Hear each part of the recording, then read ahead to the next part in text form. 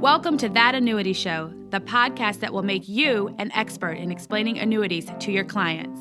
Give us 30 minutes each week and we'll shave hours from your client presentations. Now, here's your host, Paul Tyler. Hi, this is Paul Tyler, and welcome to another episode of That Annuity Show. Ramsey, how are you? Fantastic. Always glad to be here. Yeah, well, it's we've had some interesting month coming up. I'm actually going to be out at InsurTech Connect, and there's some interesting overlap with some of the people we've had on this show, and some of the people who participate in our RetireTech event. So I'm looking forward to seeing some old friends, meeting some new. Speaking of which, we have an old friend, now an old friend, back on our program today. Ramsey, do you want to do the introductions? Absolutely. We are very lucky to have David Macchia rejoin us to talk about some of the things that he's been doing in the few months since the last time we had him on the show. David, for those of you who don't know, is the founder and CEO of Wealth2k. He's also a very prolific and passionate writer about many and all things retirement income, built particularly around the concept of the constrained investor, which is something we talked about on his last visit here. In addition to that, he has launched a new product, a new project, rather, that he's going to share the outlines with us on today, which is called Project 6,000 Minutes, a really very interesting initiative. So with that, welcome back to the show, David, and we look forward to our chat today. So tell us, what are some of the key things you're focusing on lately?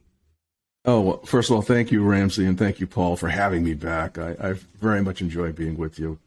So you mentioned Project 6,000 Minutes, and over the last several months, this is something that's been very much on the top of my agenda. It's forming just now, but I'll give folks an outline of what it is. Those of us who've been blessed with advantages and have done, well financially, you think about at some point in your life giving back. And, my belief about giving back is that one of the greatest gifts one can give is education. Education is the way for folks, I think, to elevate themselves. In my own life, I can point to education as being instrumental in helping me, elevate where I was when I started to where I became over time. And the idea of Project 6,000 Minutes is a way for people to help contribute to building a more equitable society. Specifically, Project 6,000 Minutes aims to deliver free financial education to women from underserved communities. Black women, Hispanic women, Latina women, other women from underserved communities who need basic financial education. Well, you say, well, how would that happen? How does that actually play out? Well, think of this. The financial advisor community collectively possesses a level of wisdom that's unmatched. So the idea of Project 6,000 Minutes is advisors would donate 2 hours per week of their time to deliver education in their local communities in any number of venues, to nonprofit organizations, places of worship, community centers, or online. And by doing that, we can leverage the financial advisor community in a way that will help really build a more equitable and stronger society. The name Project 6,000 Minutes comes from the idea that if an advisor devotes 2 hours per week, over the course of 50 weeks, that's 6,000 minutes. So I think, if we are able to get this off the ground successfully and have a large number of financial advisors deliver education, we will change people's lives to some extent. And I think it will also become a way to educate women who, some of whom, will say, I love this topic. I love learning about financial issues. Perhaps I'll pursue a career as a financial advisor. And of course, we need to have women, in the ranks of the financial advisor community. And we specifically need to have more minority women in the ranks of the financial advisor community. So perhaps this can become a pipeline to, try to address that longstanding aspiration. We need support. We need support of financial advisors. We need support of sponsors at the corporate level. Anyone can learn about this initiative at the website, project6000minutes.com. I hope you'll visit it, and I hope you'll learn, and I hope you think about contributing to this. And thanks for giving me an opportunity to talk about it. Yeah, and just listen, I think it's a fabulous idea. Now I will say, one of my strange, one of my assignments at a prior company was running compliance, right? So I've learned to put my compliance healthy skeptical hat on here. So, yeah, Dave, how do you and I know you're in the design phase of this. How do you keep this from being like a lead gen opportunity, and and rather keep it as a give back to a community? What are the are you selecting agents? How do you kind of put guardrails up on this? It's a great question, and I'm not sure I have a perfect answer yet. I think the people who will respond to this are those who genuinely want to give back by donating some of their time and some of their brain power to people who can benefit from it. I never really conceived of it as anything other than that, Paul. Yeah. And I don't think it will be. We want to form this in a nonprofit structure. We want it to be, clean and proper and appropriate and devoted to its mission and only its mission. It wouldn't be good to have it stray into anything that becomes more commercial. Let's put it that way. So interestingly, in some ways, I want to take the other side of your point, Paul. Mm-hmm. Right? I think that one of the challenges in financial advice is that there still is a large part of the population that isn't covered, and part of the reason it's not covered is a lack of understanding. Part of it's a lack of trust, and in my mind, an initiative like this, allows more people to understand one, what they need to do in their personal finances, and two, quite importantly, kind of bifurcate, well, what part of this can I handle myself versus, things that I might actually seek advice on. So in my view, if this sort of lives out to its full potential, you end up creating more potential clients down the road. Maybe not this year, but maybe those people are clients 10 years down the road for the broader community, and you ultimately end up potentially cultivating some new advisors down the road. One other point that I'll put on it is that actually I think one of the things that is often underestimated about the value of nonprofit work is it puts you in a position to work with people on something about which they're very passionate. So the people so David, you're going to pursue this, and you're going to end up working with other people on this, and my sense is you're going to get to know those people, and there will be network opportunities there as well that create other synergies. So I think this is a fantastic idea. Who knows what how all those things will come out, but I actually think that I think it can end up being commercial in a good way over the long term in a way that's beneficial to everybody. Yeah, no, listen. And David, we talked about this a little bit. I'm not sure if you could hear me on the phone, but I think it's a great idea. If I were had an agency or a firm in a community, how would this be a great way to give back with resources, give my skills back to the community? And you're absolutely right. Done properly, it probably does generate a lot of referrals. It probably engenders, David, it's probably one of the best brand building things I could do in a community. I think that's right. I agree with both of you. I think it reflects positively on the advisor who's donating time and trying to make a contribution to his or her community. That's absolutely true. I can't disagree with that at all. I think you're absolutely right about it. And I'm excited. I hope, like I said, I hope folks will go to the website, and I hope we can enlist some sponsors from the corporate level. I don't think this can work without corporate participation. I agree. Because the financial advisor's contribution doesn't need to be and shouldn't be direct cash contributions. It should be time and the conveyance of his or her wisdom. That's really the gold standard contribution here. Yeah, well, Ramsey, I think of Wendy Copp's Teach for America project, right? That was a senior thesis, David, that turned into like an amazing organization. I used to sit in the same computer room at school. At the next computer, she was writing that senior thesis. Really? Back in the late, if you can believe it. Yeah. Wow. Amazing. Yeah, well, there's a lot of power there. And again, I'm one of these people who want to like take the hammer out, start building this stuff. Yeah, I think you definitely would need like a large carrier with probably some fairly tight distribution. Captive is a oxymoron in this business, but we use it a lot. I think you need the E&O coverage because, boy, you mean well, but you've got attorneys who'd be very happy to take some cases on here. So I think you have to think of the E&O coverage, right? The program. Now, I'm assuming this would tie in your platform would actually be a good enabler for an effort like this, correct? That hadn't been in my mind at all. I wasn't looking for any kind of ties directly to anything I'm doing in other facets of my life. So I think one of the great things here is that one of the things I've written about, you guys know this, is the warring factions of financial services, right? The RIA community that looks down at the insurance community that says you're hypocrites because your pay structure actually is more than my commission, thing. And you have all these warring factions, and I said, wouldn't it be great if there was something that everybody could galvanize around and contribute their competency to? Because the truth of the matter is, every facet of the advisor community has very specific knowledge that's valuable, right?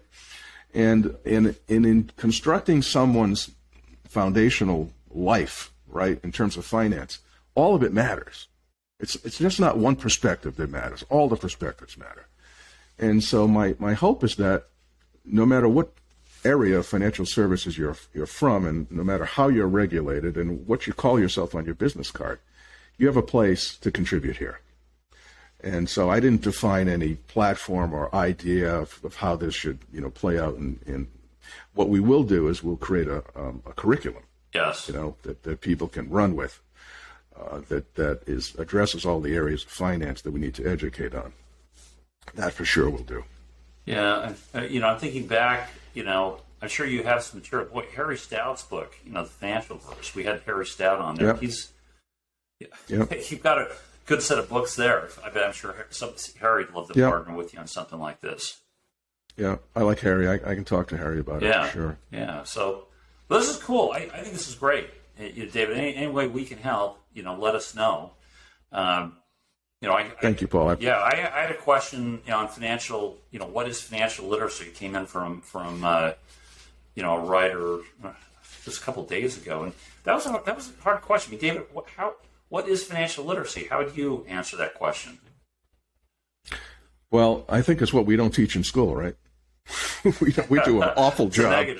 Yes, we do an awful job of failing to educate people on understanding how to build wealth, how to avoid debt, how to avoid extraneous costs that deprive people of having wealth, how to live within a budget. What does a budget even mean? How to have a personal financial statement.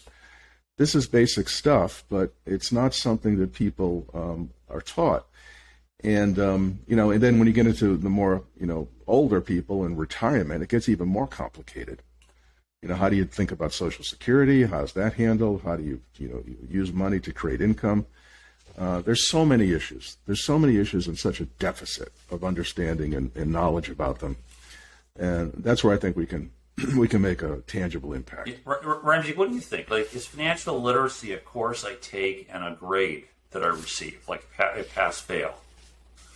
It's interesting. I view financial literacy as something that's that's developed over a lifetime, right? Because things change, both like what's available in the market itself, as well as like your personal situation. So it as much as anything else, I kind of think of financial literacy as a habit you develop with the expectation you're never going to get it exactly right, but it's better to make decisions than to succumb to not making decisions, which usually is where the biggest mistakes happen with respect to one's personal finances. So I've become a bit cynical in that I used to think you could truly solve financial literacy, and if you just sort of taught it better, and I think that actually it's more of an attitude than anything else, and so that's why tools like this need to be available to people so they can start thinking about it and incorporating into their daily lives. Yeah, I like the word actions, David. I mean, what would you call? I mean, I go through. I received counseling from somebody in your program. Am I financially literate? Am I financially empowered? Am I financially aware? Well, I think of it as confident. Yeah. I mean, if we can make people financially confident, it's a good word. Yeah. That's a real accomplishment. Financial confidence, although sometimes you're confident when you should be. Perhaps. Yeah. But I think if you were to somehow poll people and say, "Are you really confident about finances?" Right. I think a lot of people would say no. Yeah. We got to come up with a word for this, Ramsey. We've got it, right? But I like things around like attitude and confidence. I like things that are described behaviorally, right? Just because I think it's an ongoing process and an attitude as opposed to I got the diploma and now it all works. Yeah. Right. It's discipline, right? Like it's right. So to quote Harry Stout, he's like it's eating broccoli when you want to eat donuts. I'm loosely paraphrasing him, but that's the idea. It's like it's behavioral pieces are really very important. Yeah, huge. So okay, David, you've been out and about. Maybe we talked about just the industry as a whole. So I mean, what's happening? Wow, every time I open the news site, the environment has changed.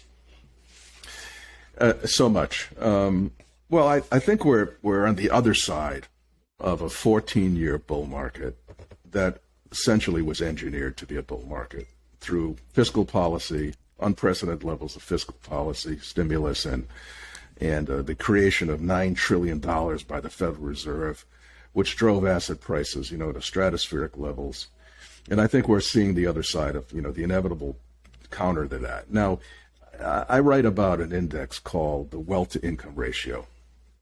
And if you look at that, so this is a Federal Reserve published index that's been out for 68 years. In over 68 years, it has a long-term average of 550%. And occasionally it pops up to, new heights. Well, it did so in 2000. Just before the tech crash. It went up to, I think, 615. And then in September of 2007, it rose to an all-time high of 670, only to result a few months later in the crash of 2008, went right back to its long-term average, right? It did that after 2000, did that after 2008. Well, what's happened since? This bull market has brought the index up to 818. It's literally off the charts. And what we've seen is some falling back, right? I wrote an article, which is at advisorperspectives.com, saying that prepare for the destruction of $34 trillion in wealth assets. And that's simple because when the index comes back down again to its long-term average, it's going to be totally destroying $50 trillion. So $16 trillion has already been destroyed from the corrections we've had earlier this year. If we go back to the long-term average, it's going to be a total of $50 trillion that's destroyed. So what does that mean? Well, I think it's going to bring things more into balance. It's going to be brilliantly attractive for the annuity business. We're already seeing, assets move into annuities. The MYGA business is very, very robust, as you know. The index annuity business is very robust. People are seeking safety. I tell advisors, those of you who believe in safety, believe in protection, believe in guaranteed income, your day has come. And I think it's likely to remain this way for some time. So the outlook for annuity sales, I think, given everything that's happening, is very, very positive. Yeah, it's interesting. Now, as of the recording date, okay, we just, CPI came out, inflation's higher, interest market went down, rates, short-term rates, I guess even the 10-year Treasury went higher, but it's still an inverted yield curve. And Ramsey, whatever we saw happen with MYGAs, I mean, I'm not sure. Where do you think this is going? In terms of rates? Rates, yeah. I mean, rates have gone up a lot, so they're definitely much more attractive, and they're getting much deserved visibility on the back of that. I look at it. I still wonder if the investments that back them, how they match up with the rates that we're seeing on the high end sometimes. But for sure, rates are higher. They should be higher, and more and more people should be looking at them as a really attractive alternative to CDs, which is really the best way to think about them, in my view. Yes. Yeah, I agree with that, and bonds to some extent. Yeah, and bonds. Yeah. Yeah. Right. And I'll just say from a carrier perspective, it's like we target these MIGA rates. Say, okay, we're not going to be the best one. We're going to try to go to number 2. We've done that in certain months, and by the time it takes time. Once you decide, set the rates, and then go in, change the systems, put it out. You're talking about a 7-8 day lag. By the time we get there, okay, we're now number 4, number 5, number 6. It's been it's an arms race on the MIGA front, which has been good for consumers. Good, probably not great. Yes. It'd be great if we didn't have inflation, David. Right? Well, the real returns are still negative. Yeah. Because the inflation is so high. And, the other side of inflation is that the way we think about inflation today is not the way we thought about it, say, in the 80s or 90s. Because if you go back and you use that methodology of how inflation was calculated then, the inflation rate today is really 17%. You can see this at the website called shadowgovernmentstatistics.com. We're really underplaying how deep inflation has become. And if you walked into a supermarket, lately, that's true. The prices and certain things are just, skyrocketed. Yeah. Remember what some of the key differences are, or were there any? Is there one or two things that sort of stood out to explain that big difference in measurement? Yeah, I don't know specifically, except to say that in the calculation of the CPI, mm-hmm. the weighting of certain factors and the inclusion of certain factors or not is where the difference is. Got it. Yeah. And I think there was an urgency to change this, because when Social Security became inflation adjusted, imagine if we were inflation adjusted Social Security at 17%. That would have some significant ramifications in terms of the nation's finances. Right. It's inflation. Look, inflation is bad. Period. I think the good news is with our products and what we're delivering for consumers is it's a good defensive play. It's probably one of the best defensive plays if you're on fixed income today. So MIGA rates, it looks like we're in for another rise in rates here. I think David, guaranteed income will go up, right? Because rates are going up. Carriers can afford to, raise caps or participation rates. So I think from an advisor perspective, they'll be able to deliver more, value on paper, to clients. So I think that's true. I think that's true. And just before we leave inflation, I think the point should be made. It's a very cruel reality, because it hurts people on fixed incomes. It hurts people with low incomes so much harder than it hurts other people. Just the gas tank, and food, just gas and food have skyrocketed so much. I don't know if what the Fed is doing is the right policy or the wrong policy. Honestly, I wish I knew, but we have to get inflation under control, because it's like a huge extra tax on people that's just totally destructive to their personal financial health. Yeah. Now, my perspective is it's global. I mean, a lot of people want to blame our administration. Listen, politicians have some impact. They can make it worse, make it hard to say they'll make it better. But our ports, I mean, the supply chain problem isn't going to go away, right? I think if you look at the U.S. port, if you look at the efficiency of the U.S. ports, we're not like.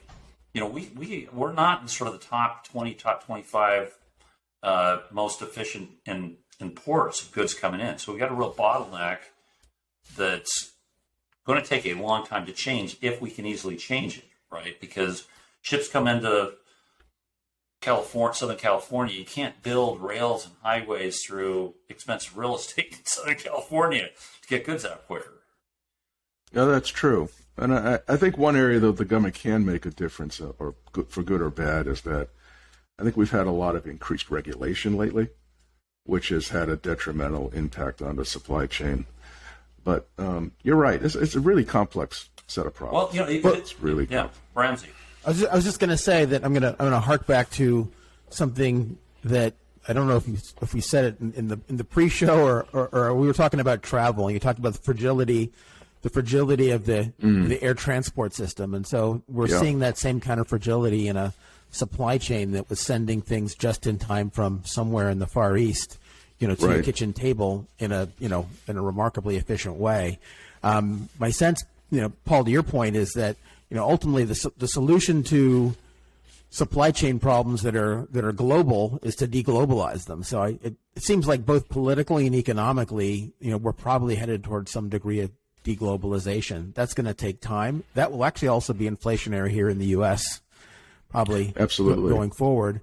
But it's hard to see. It's hard to see, given national security and all sorts of other reasons, why we wouldn't head in that direction. Well, there's a big time element too. So I've seen a lot of chip manufacturers announce launching, setting up chip plants outside China, Vietnam. I think I read a few areas. People go into different parts of Southeast Asia, but David, that takes 2 years to get a plant up and running. Oh yeah, and also in the U.S., building more chip manufacturing here.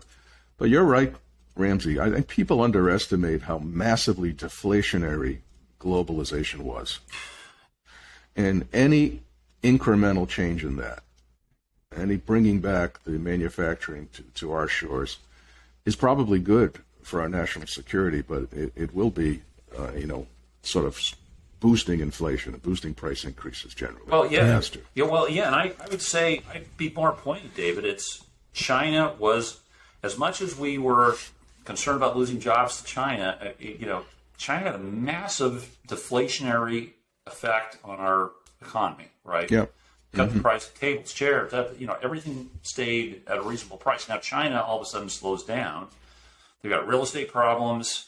They've been shut down even more than we have for the pandemic. And there's a limit to how they can't cut prices anymore. So where do we get? It feels like we're in a storm that's going to last, unfortunately, for a few years. I think you're right. I wish I had an answer to it, but there's no easy answer to it. And how are we going to generate economic growth is another thing. I mean, the Fed can't keep printing money. Right. They're tightening. They're going the other way. And since 2008, before 2008, from 1968, when we got the legislation was passed to get us off the gold standard, right, up to 2008, economic growth in this country was driven by credit. Right, so we had $1 trillion of total credit in the economy in 1968. By 2008, we had 90 times that. We had 90 trillion. That's what drove the economic growth. Since 2008, credit growth slowed, so the government stepped in with massive fiscal stimulus, and the Federal Reserve stepped in with this huge money printing thing. That can't keep going. So I'm not sure what happens next to generate economic growth, especially under these conditions. And I think we're seeing that reality reflected in asset prices starting to, come back to the more normal level.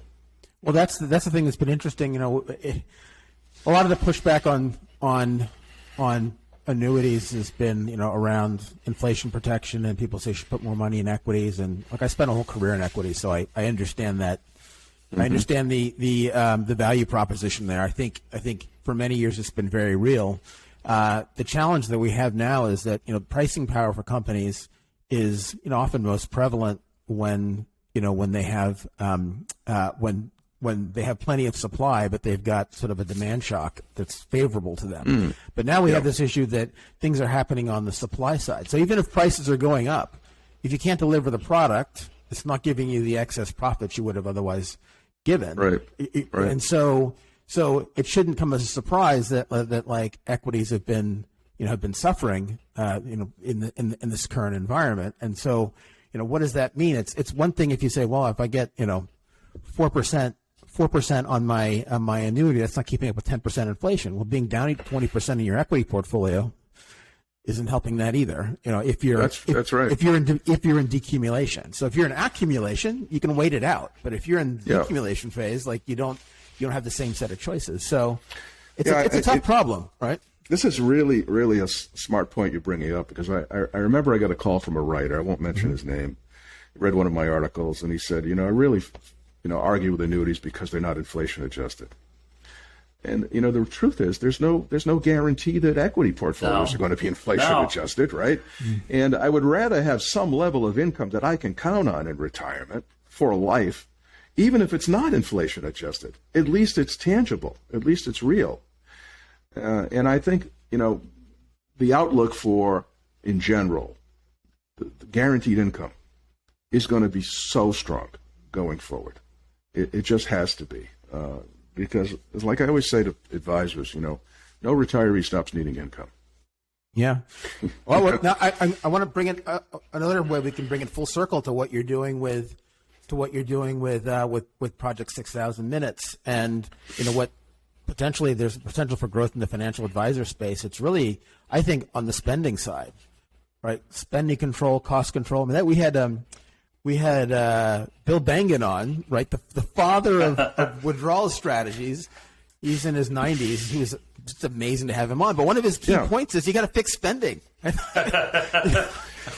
Yeah, right. But here's the problem. Here's the problem. I say, and I like Bill a lot. Yeah. And I wrote an article called "There Is No Safe Withdrawal Rate." Yeah. Which, by the way, I believe. And and he came back to me and he said, well, my projections say that that's not the case. I said, I understand, you're absolutely right. But all of the projections, yours and everyone else's, assumes that the client stays invested through every single day and every single condition. And of course, in the real world, they don't. So, the point about withdrawals is that it's really, really hard in the practical, real world that advisors live in, to go to a client and say, well, last year you took out $40,000 from your portfolio, but really this year you need to take out $21,300. That doesn't work at the kitchen table. No. Yeah. It just doesn't work. And so, a fixed stream of income coming from an annuity that a client can count on year after year after year, that's hard to argue against. Oh, just hard to argue against. I think you're right. People want guaranteed income. Here's an anecdote on Monday. So I was back in our office in Hartford and walking along, and the security guy I know well is talking to the woman who works in the cafeteria I know well, and he's saying 62, blah, blah, blah, blah, blah, 67. I said, okay, I know this conversation. So I stuck my head in, and it's, here are two people struggling. Like, how do they bridge to retirement? And, a woman said to me, oh, Paul, I could actually retire right now, but I can't pay for my health care. I said, well, do you know the products we're selling here can actually help you do that? We could actually, I said, talk to me. We'll sit down and I'll show you the numbers. I'm not making money on this. David, maybe I could, would this count towards my 2 hours if it helps people Sure. here? Of course. But these are real problems, right? Like, I think the guaranteed, you get to hit 62. Most people they're not trying to get rich, right? You can't solve risk with more risk. You have to solve risk with safety. Yeah. You just have to. I like and that's that why comment. Right. You've got. This is why I like advisors not to just put themselves in one pigeonhole. Right. Don't do that. Think more broadly, because you have to inject safety in the portfolio, the retirement income portfolio of 90% of the people. They must have it. I can see the visual for injecting safety. That's like No, you can't solve risk with more risk, Paul. That's the headline on the LinkedIn, right? Right. That's the quotable. Yeah, you can't solve risk with more risk. Yeah, or let's see. Yeah, well, yeah. Ramsey will send me the notes afterwards. All right. Well, hey, listen, this is it's great to catch up. So we covered a lot. So I think great initiative to drive more education into parts of our community that don't necessarily get a call from a Merrill Lynch advisor or your friends at Fisher Investments, right? They're not calling them, right? No, and they need they're help. not calling. I think this is great. We talked about sort of the state of crazy economy, and we didn't get to go here. I actually found the other day there's actually Stanford puts out, and let me get this right. It's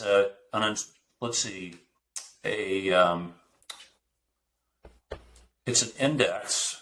We're not going to put this in an FIA, but it's the World Uncertainty Index. And boy, it's just getting higher and higher. Yeah. Very interesting. So talk about risk and uncertainty. I don't know. Ramsey, what are your thoughts, takeaways? Any last questions for David? I think we covered an amazing amount of ground today, very efficiently. I'll just say that David, between this visit and the last visit and some of the things that you've written recently, you're a very thoughtful individual in this space. So thoughtful and a passionate voice around retirement income. So thank you for doing what you do, and it's been a real pleasure. Thank you for saying that, Ramsey, and it's always a pleasure to be with both of you. I love what you've done with the podcast. It's essential listening. Yeah. It really is. Thank you. Thanks. Yeah. Hey, Dave, listen, keep doing what you're doing. One part of the introduction we didn't give you is you're doing a great job out on LinkedIn and some of these websites, just keeping the message in front of people about guarantees, about income, and thank you. I think what you're doing is terrific.